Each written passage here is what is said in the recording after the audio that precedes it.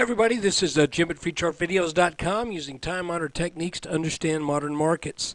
This video is for educational purposes only, and it is not intended to be used as any form of actual investment advice.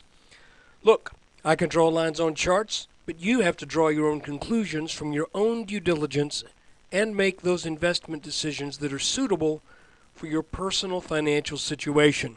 I have no way of knowing what that is. And even if I did, I'm still not a licensed professional. I'm just a guy who draws lines on charts. Let's look at the S&P.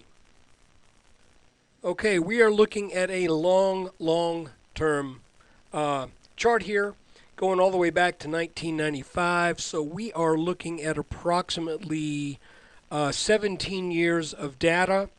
And all I want to do is point out a couple things, and that is that during the run of the last 1, 2, and now 3 bull markets, there have been numerous occasions when the markets have sold off a significant amount, in a significant amount on their pathway until they finally find a true top. And I want to show you, I've circled, or rather ovaled, many of these, some of which are kind of multiple, like this one. And the case could be made that what we've undergone here so far in 2011 is kind of one of these little multiple patterns. But you can see that back in the mid-90s to the high in 2000, there were 1, 2, 3, 4, 5, and actually 6, 7, but those were at what we now know was a top, significant sell-offs. Then we had the bear market. Then coming back up, we've had 1, 2, 3, 4, 5, and I'm not counting 6 and 7 because those made a top. So far, we've had 1, 2, 3, 4, 5 significant sell-offs. 1, 2, 3, 4, 5 significant sell-offs. 1, 2, 3, and I don't know whether I want to call this 4 and 5 or whether this is all the same thing. But the point I'm making is this. If you were a bear and you thought that this was the end of things, and by the way, when you look at this chart, you could see a channel that was going up for a year and a half, and then it broke. Okay, let's look at that a little closer. If you were looking at this and charting this from this bottom, you probably were drawing that line. And when this broke, you might have been thinking, oh no, now we're going way back down. But in fact, it broke down, discovered its own support, and then began to go back up. I believe there is a decent chance that where we sit in the markets today are in a similar situation. We have just broken a support that has lasted for quite a while. Let's go to a 2-day. But that does not necessarily mean that the markets are going to crash and go back down and set a new low. Think that, if you will. You're certainly free to that opinion. But I think it may be a dangerous one to hold to, because we can see that in the past there have been numerous occasions when there have been significant downturns that acted as consolidations, as what some people might call corrections. And, you know, I think this is probably what we're in right now, but, you know, I don't know where the end of it will be. I suspect that this will sell down to possibly 1250, but there's also at least a little bit of potential that we get a bounce right about here. And why do I say that? Well, a lot of times when you have channels, you also have little interior things going on. And what I mean by that is there's a funny little thing in technical analysis where they say the flag flies at half mast. What that means is when you have a near straight line move and then you have a consolidation, it is not unusual for that consolidation or that retracement to take place at roughly the 50% mark of where that move finally goes. So when we came off this bottom in 2009, the markets went almost straight up to about 960. Then they sold back down a bit. Then what happened? Then they went up for another good-sized leg. There was some weakness here. Then they sold back down, and now there is another move up after this inverse head and shoulders back here from late 2010 that formed after the flash crash. Now, if we look internal to what's been going on, you can see that there was a little intermediate top here, and then a correction. Then we got on top of that. Then we got down underneath that line. Okay, and this isn't perfect. Then that line served as resistance, got over that line, support, came up, wasn't really tested, came up, now has tested. So what I'm thinking, seeing what appears to be some technical significance to what I'm making this dark blue line right here. There's a reasonable chance that that this will produce a bounce. There is, if it breaks, okay, if this breaks down, then I'm thinking that this bottom line may also eventually end up getting tested. I know it's a little different than what I was saying on the last video, because the last video I was looking at 1250 as probably being tested, but you know, if you know, it's kind of competing charts right now, because I can look at this and I can feel that if this breaks, then we go down and we test this red line. If that happens, I'm thinking that's probably a real sweet place to go long in a pretty big way. Again, watching that line as kind of a line in the sand, because you can see that that this has created a fairly decently defined channel with this point, this point, this point, and potentially at some time in the future another touch.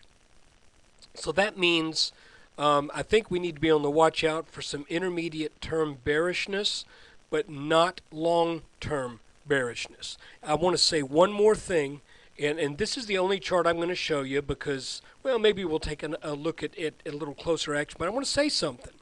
I want you to think back at the last tops that we've had in these markets, and I want you to ask yourself a question. And I want you to be as honest as you can. When we were right here, and when we were right here, what was the mood? What was going on? Were these areas of great concern and doubt about the economy? Or were these areas where everyone felt, you know, the markets are perfectly safe, this is a good time to invest, you know, just pick your stocks, pick your funds, set it and forget it? I personally think it was more set it and forget it when we were up near these tops. Now I want to look at these bottoms. What was going on here? Well, what was going on here was people were thinking, how the heck can anything get worse than this? We just suffered through 9/11. That seemed to be to put just a real economic blow worldwide almost, because you know what that did to the travel industry and to a lot of discretionary spending.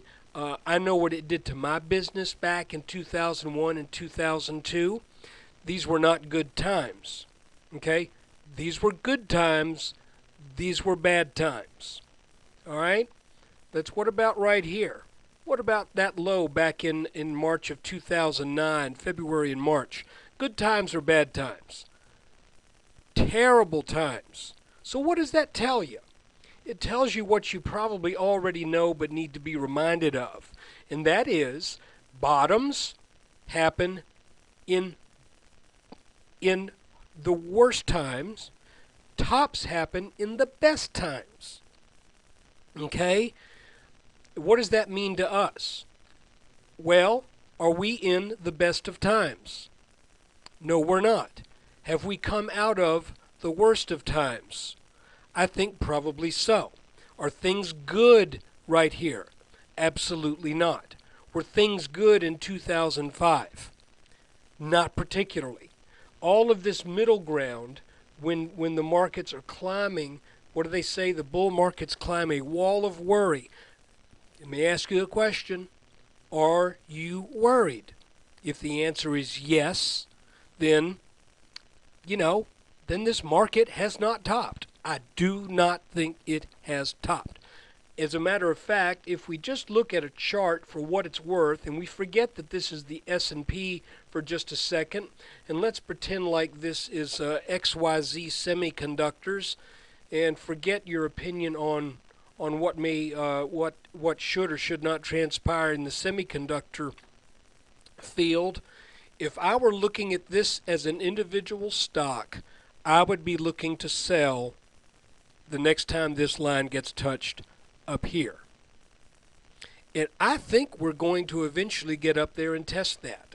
It just doesn't make real good sense to me that this market would come all the way off this bottom here, make that correction right here, and then not finish the job to get up and test this area right here.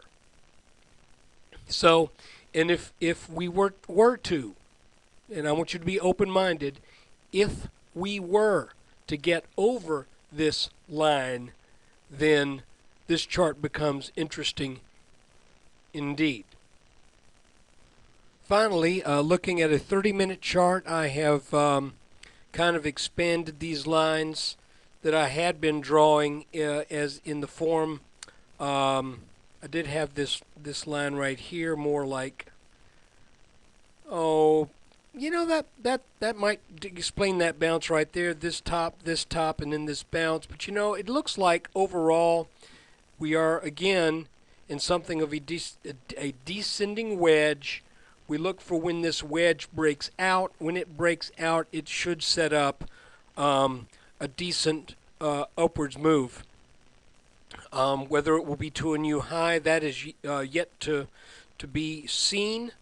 But it looks to me like this may be a little bit larger pattern than what I had originally thought. And it is kind of formed out of this pattern. This whole thing is really, like I said, it looked like we were in a nice little pattern here that was going to result in an upwards move and a move to the 1400s. But then suddenly, after this breakout over this top, the impetus to the downside really swung into high gear, and we have been selling down ever since. Now, let's look at this level right here. This is right around 1250. This is the bottom of this inverse head and shoulders pattern that failed us. So we need to keep an eye on that as support. And this is, let me make sure that rising blue line is in the right place. Nope, it moved. Sorry thing. Sorry about that. Let's go fix that. We are really about on that rising blue line right now. So if we look at our 30-minute chart again, and if that line is now that line's in the right place. I don't want to be looking at this like an ink blot test for bulls and bears, but this should give us a little bounce. If this doesn't, then this should, but this whole thing looks like it's now kind of has assumed a wedge shape let's see what happens tomorrow. Again, I'm mostly cash right now, just letting the market sort all of this out, and watch it. Be ready to move when things become clear, and I think this may be maybe an opportunity to enter some positions for some nice gains. Look, appreciate you watching this video. When you get a chance, please visit freechartvideos.com, where we try to use time-honored techniques to understand modern markets. I want to remind you that nothing is for sure. I don't care how positive you feel about it or how perfectly secure you feel in your analysis. I don't feel 100% positive and secure in my own. I know the Elliott Wave people cannot possibly feel too good in theirs, because for every Elliott Wave technician who's looking for 400 in the S&P, there's one looking for 4,000. So how can you feel good about that?